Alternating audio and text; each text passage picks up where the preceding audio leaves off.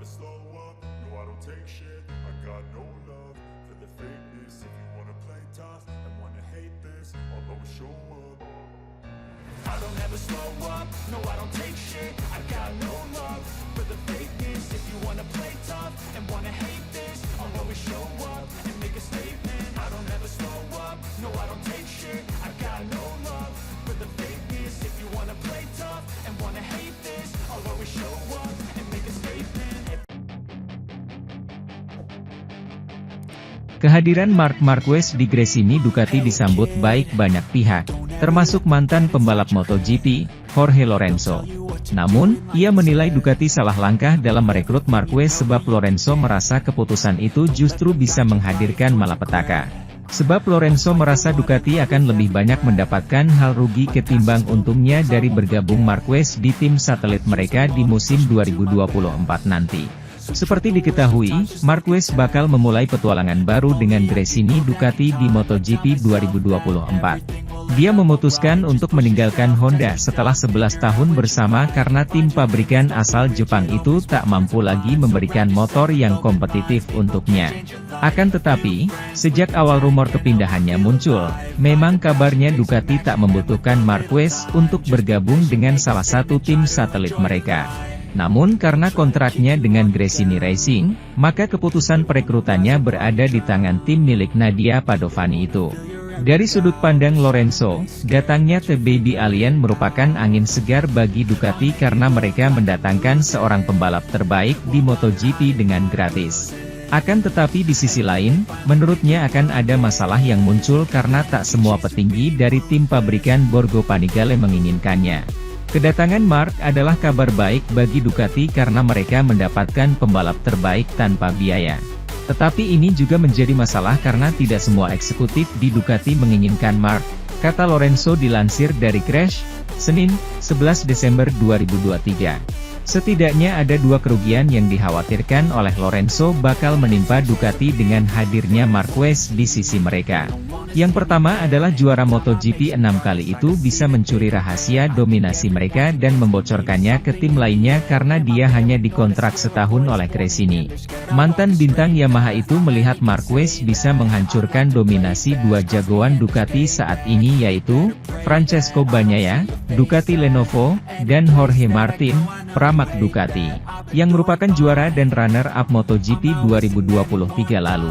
Alhasil, potensi memanasnya persaingan antar rider mereka semakin meningkat dan itu bisa jadi senjata makan tuan bagi Ducati. Sementara itu, ban Michelin telah menjadi pusat kontroversi sepanjang musim MotoGP, banyak pengendara yang mengeluhkan hal tersebut.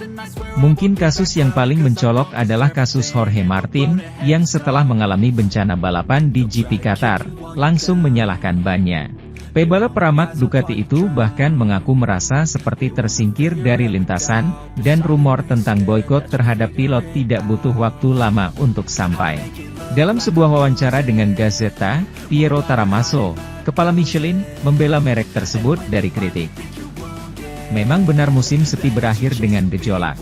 Saya pikir banyak faktor yang berkontribusi, stres dalam perebutan gelar, pasar pembalap yang terbuka, regulasi tekanan ban, diperkenalkannya sprint yang menambah beban saraf. Lalu di Qatar, performa yang tidak sesuai ekspektasi Jorge menimbulkan kontroversi dan perbincangan, ujarnya. Di Qatar, Pecco Bagnaia juga mengeluhkan masalah ban saat balapan sprint. Namun Taramaso membantah ada cacat. Ban yang tidak berfungsi pada lap pemanasan dan pada lap pertama membuat Anda lebih lambat sedetik, jelasnya. Mengenai balapan Martin, ia menyatakan bahwa 6 atau 7 lap pertama cukup baik. Dia membuat kesalahan di awal, namun berhasil bangkit 3 atau 4 peringkat. Kalau bannya tidak jalan, Anda tidak bisa melakukan itu. Selebihnya, ada faktor balapan yang menyebabkan kerusakan pada ban belakang, dan kemudian ban depan, hingga akhirnya membuatnya melaju lebih lambat sedetik.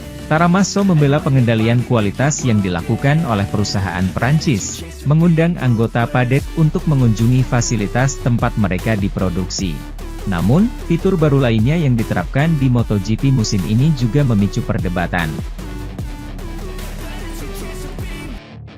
Direktur Olahraga Ducati, Paolo Ciabatti, memberikan isyarat terkait kemungkinan Marc Marquez membela tim pabrikan Ducati di MotoGP 2025 nanti. Terlebih saat ini tim asal Italia itu juga belum memiliki kandidat tetap. Seperti diketahui, Marquez telah memutuskan angkat kaki dari Repsol Honda dengan merapat ke tim satelit Ducati, Gresini Ducati. Diketahui, pembalap berjuluk The Baby Alien itu terikat kontrak selama 1 tahun. Yang artinya, dia akan bersama Ducati hanya pada MotoGP 2024. Tapi fakta menariknya, mayoritas kontrak para rider termasuk rider Ducati akan habis pada 2024. Namun pastinya, tim yang bermarkas di Borgo Panigale itu akan mengutamakan sosok Francesco Bagnaia yang telah berhasil membawa Ducati Lenovo juara 2 kali beruntun. Sementara itu, akan dilihat lebih lanjut lagi perihal sosok yang akan menjadi tandem Bagnaia. Itu semua tergantung pada performa di kompetisi musim 2024. Ducati sendiri memiliki rider tangguh seperti Jorge Martin yang bersaing ketat dengan Bagnaia dalam perebutan gelar juara MotoGP 2023. Selain itu, tidak menutup kemungkinan juga kalau Enea Bastianini akan dipertahankan jika performanya ciamik di musim 2024. Begitu juga dengan Marquez yang masuk dalam daftar kursi tim pabrikan Ducati untuk MotoGP 2025. Kembali lagi, semua itu tergantung dari performa mereka di musim depan. Mengingat kami belum menentukan pembalap untuk musim 2025, saya dapat mengatakan tanpa masalah bahwa Marc akan menjadi salah satu kandidat untuk tim resmi, ungkap Ciabatti. Jelas ada aspek penting yang perlu digarisbawahi, yaitu dari sudut pandang ekonomi. Kita tidak lagi berada dalam periode sebelum pandemi, ketika pembalap sepertinya bisa mendapatkan gaji super besar, sambungnya. Ciabatti pun mengakui kualitas dari seorang Marc Marquez. Pindahnya The Baby Alien ke Gresini Racing pasti tak luput dari hasratnya yang ingin kembali meraih gelar MotoGP.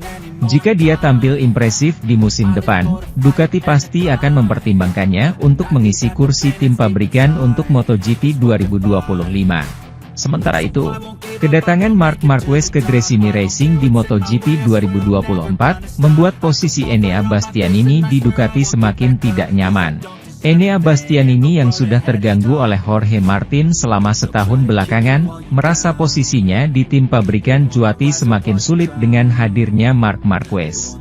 Apalagi Sporting Director tim Borgo Panigale, Paolo Ciabatti, sudah memasukkan nama Marc Marquez sebagai salah satu kandidat pembalap tim pabrikan di samping Pecco Bagnaia.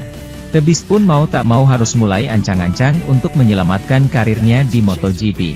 Sebenarnya jika digeser pun oleh Marquez ataupun Martin, Bastianini masih bisa tetap balapan di tim satelit seperti Pramac Racing.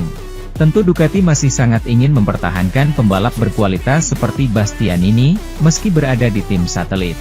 Namun tampaknya hal itu bukan sesuatu yang diinginkan Bestia, sehingga ia pun melirik pabrikan selain Ducati.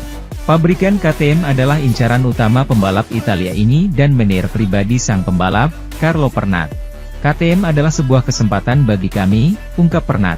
Bahkan mantan menir Valentino Rossi itu mengklaim sudah ada senggolan-senggolan kecil antara pihaknya dengan salah satu figur penting KTM.